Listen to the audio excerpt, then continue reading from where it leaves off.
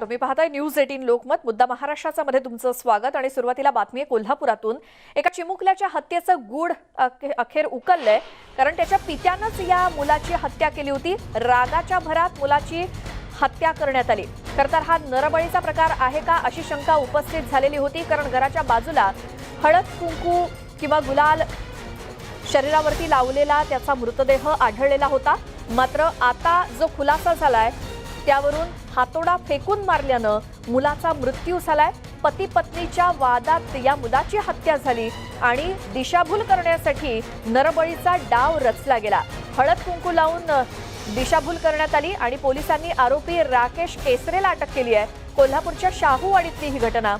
काही दिवसांपूर्वी या 4 ते 5 वर्षीय मुलाचा मृतदेह हा घराच्या बाजूला सापडलेला होता. त्याच्यावरती गुलाल, हळद कुंकू असं देखील लावण्यात आलेलं होतं. त्यामुळे हा नरबळीचा प्रकार आहे का अशी एकूणच चर्चा संपूर्ण कोल्हापुरात आणि राज्यभरात होती.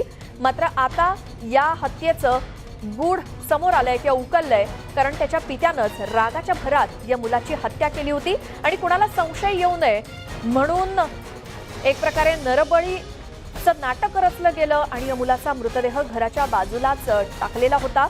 तो सापडल्यानंतर खळबळ माजली होती. मात्र जन्मदाता पिताच या मुलाचा मारेकरी निघालेला आहे.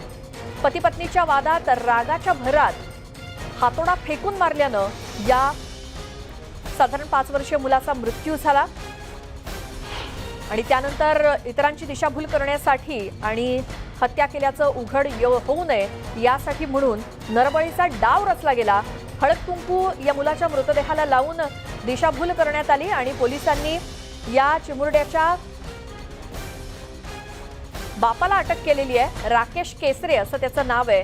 कोल्हापुरातल्या शाहूवाडीतली ही घटना आहे. मात्र या प्रकारामुळे संपूर्ण राज्य हादरून गेलं होतं. नरबळीचा हा प्रकार आहे का अशी शक्यता वर्तवली जात होती, कारण या मृतदेहाला हळद कुंकू गुलाल लावून एका घराच्या बाजूला टाकण्यात आलं होतं आणि ज्या वेळेला हा मृतदेह आढळून आला त्यानंतर हा नेमका काय प्रकार आहे यावरून चर्चा सुरू होत्या. तर्कवितर्क लावले जात होते. नरबळीचा हा प्रकार असावा असं देखील बोललं जात होतं. मात्र आता अखेर यातलं गूढ उकललेलं आहे. पोलिसांनी या चिमुरड्याच्या बापाला अटक केली आहे, कारण त्यांनी स्वतःच्या मुलाची डोक्यामध्ये हातोडा फेकून हत्या केली. पती पत्नीच्या वादामध्ये एका चिमुरड्याचा नाहक बळी गेलाय. आमचे प्रतिनिधी किरण मोहिते या सगळ्या संदर्भात माहिती घेण्यासाठी आपल्या सोबत आहेत. किरण, एकतर खरं काय ते उघड झालंय, जन्मदात्या पित्यानंच या मुलाची हत्या केली आहे, आणखी काय काय माहिती समोर आली आहे?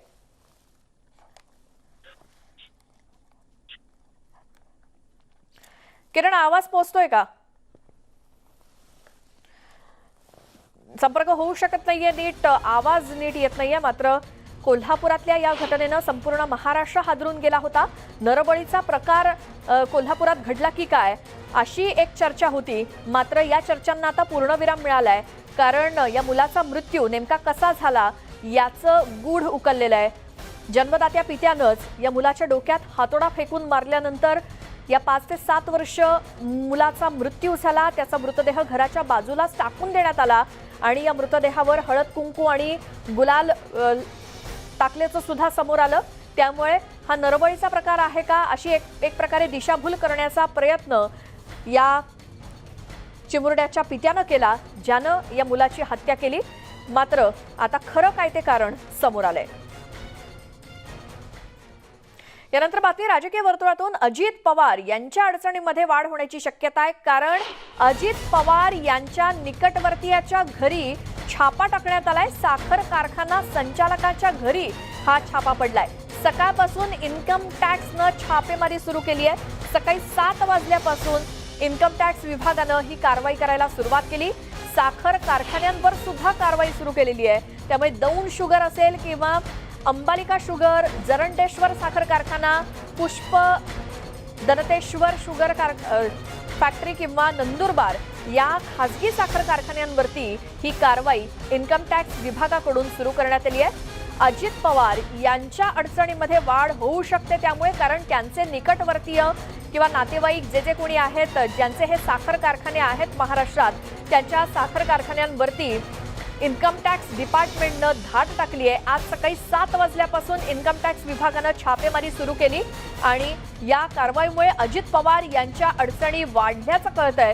कारण वेगवेगळ्या ठिकाणी अजित पवार यांच्या निकटवर्तीयांचे जे काही साखर कारखाने आहेत तिथे कारवाया होत आहेत। आमचे प्रतिनिधी वैभव सोनावणे आपल्या सोबत आहेत।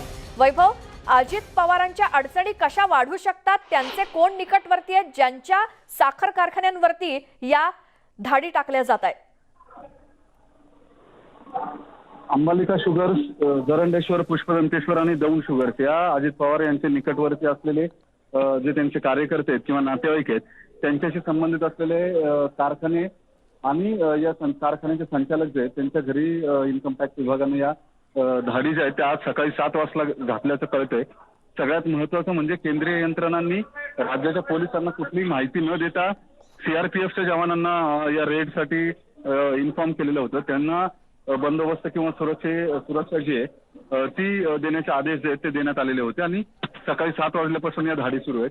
दौंड शुगरचे प्रवर्तक जे आहेत जे अजित पवारांचे अत्यंत निकटवर्तीय मानले जातात, वीर धवल जगदाळे, त्यांच्याही घरी सकाळपासून धाडी ज्या आहेत त्या सुरू आहेत। जगदीश कदम जे अजित पवार यांचे जवळचे नातेवाईक आहेत, मामे भाऊ आहेत, जे यापूर्वी जरंडेश्वरचे संचालक होते, अंबालिका शुगर्सचे संचालक होते, त्यांच्याही घरी धाडी पडल्याची माहिती जी आहे ती सूत्रांकडून मिळते।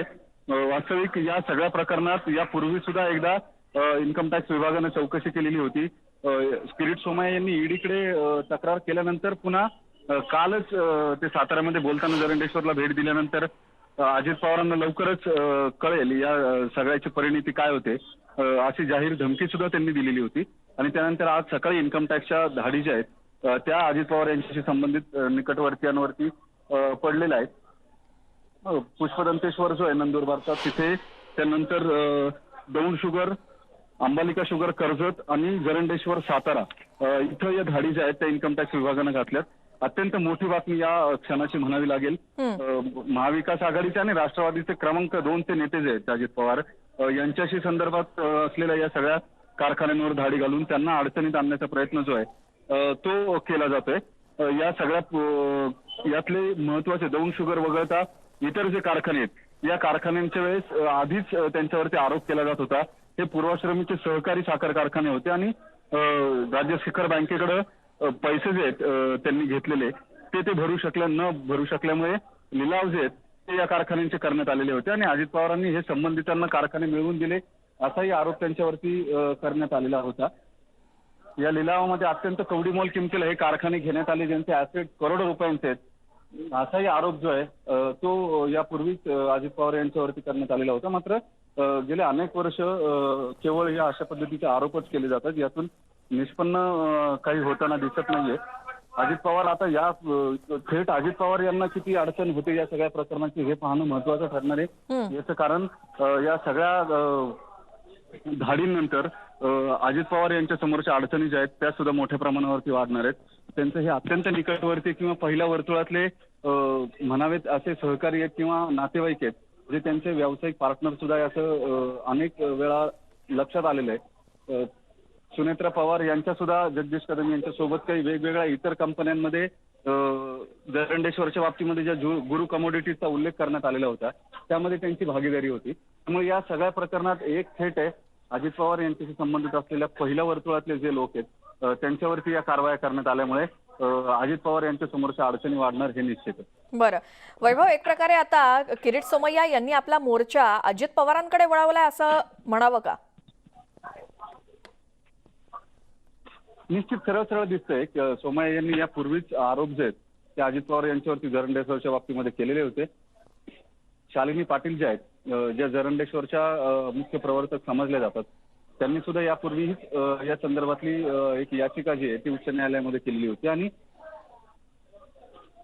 त्यावरूनही अनेकदा त्यांच्यावरती शिखर बँक त्याच्यावरती असलेले राष्ट्रवादीचे संचालक आणि त्यांनी मिळून विकलेले साखर कारखाने असा मोठा एक घोटाळा झाल्याचा आरोप यापूर्वी झालेला होता। आता वैयक्तिक प्रत्येक कारखान्यांच्या खरेदीपासूनच्या सगळी माहिती जी आहे ती किरीट सोमय्या यांनी गोळा केली आणि त्यामध्ये कशा पद्धतीनं वैभव, एकतर निश्चितच म्हणावं लागेल की अजित पवार यांच्या समोर अडचणी निर्माण होऊ शकतात या गोष्टीमुळे, कारण अजित पवार यांचे काही निकटवर्ती आहेत, त्यांचे काही नातेवाईक आहेत जे साखर कारखान्यांचे मालक आहेत महाराष्ट्रामध्ये वेगवेगळ्या ठिकाणी, नंदुरबार असेल किंवा सातारा या ठिकाणी जिथे जिथे साखर कारखाने अजित पवारांच्या निकटवर्तीयांचे आहेत त्या साखर कारखान्यांवरती आज सकाळी 7 वाजल्यापासून इन्कम टॅक्स डिपार्टमेंटनं छापे टाकायला सुरुवात केली आहे आणि ही कारवाई सकाळी 7 वाजल्यापासून सुरू आहे। त्यामुळे अजित पवार, त्यांचे निकटवर्तीय या सगळ्यांच्या समोरच्या अडचणी यातून वाढणार इतकं मात्र नक्की।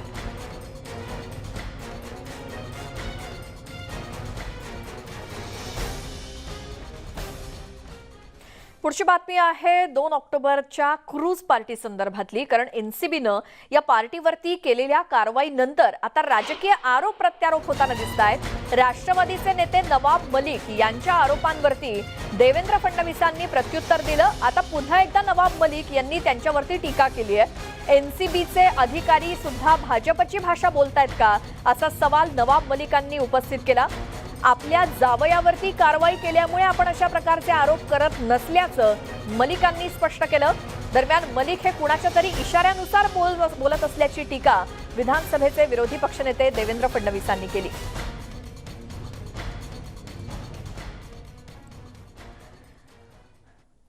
नवाब मलिक यांनी उत्तर दिलंय देवेंद्र फडणवीस यांच्या आरोपांना। आणि नवाब मलिक काय म्हणाले होते नेमकं, तर माझ्या जावयावरती कारवाई केली म्हणून मी या विरोधात बोलतोय अशी कोणती गोष्ट नाही, असं नवाब मलिकांनी स्पष्ट केलं।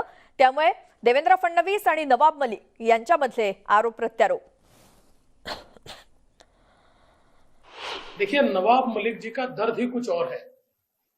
एनसीबी ने उनके डायरेक्ट रिलेटिव को ड्रग्स के मामले में अरेस्ट किया है, तब से लगातार एनसीबी के खिलाफ वे आग उगलते हैं और इस प्रकार के बयान देते हैं।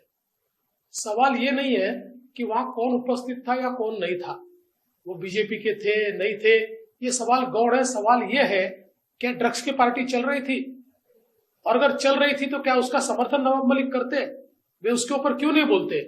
सारे जब एविडेंस वहां पर ये दिखाई पड़ रहे हैं कि वहां पर ड्रग्स आ रहे थे, ड्रग्स की पार्टी चल रही थी और उसके सारे अरेंजमेंट हो रहे थे, तो ऐसे समय इस प्रकार से बीजेपी का नाम लेना और उसको एक राजनीतिक रंग देना, मुझे ऐसा लगता है कि किसी के इशारे पर नवाब मलिक इसको मोड़ने की कोशिश कर रहे हैं, लेकिन जो सच है वो सच बाहर आएगा। बीजेपी और एनसीबी का ये कहना कि मेरे दामाद पे कार्रवाई होने के कारण मैं ये बयान दे रहा हूँ। नवंबर महीने में जब कार्रवाई शुरू हुई उस समय से हमने सवाल उठाना खड़ा किया। आज अगर एनसीबी के अधिकारी प्रेस कॉन्फ्रेंस लेके कहते हैं कि प्रेजुडिस मानसिकता से हो रहा है, जवाब चाहिए तो न्यायालय में जाओ। क्या अधिकारी भी भारतीय जनता पार्टी की भाषा बोल रहे हैं? हर सवाल पर बीजेपी कहती है कि न्यायालय में जाओ। सवाल ये है कि फर्जीवाड़ा हुआ है, बीजेपी के पदाधिकारी लोगों को गिरफ्तार करते नजर आए हैं। या बातमीसोबतच एक छोटासा ब्रेक घेऊन आपण लगेच परत येतोय। पाहत राहा मुद्दा महाराष्ट्राचा।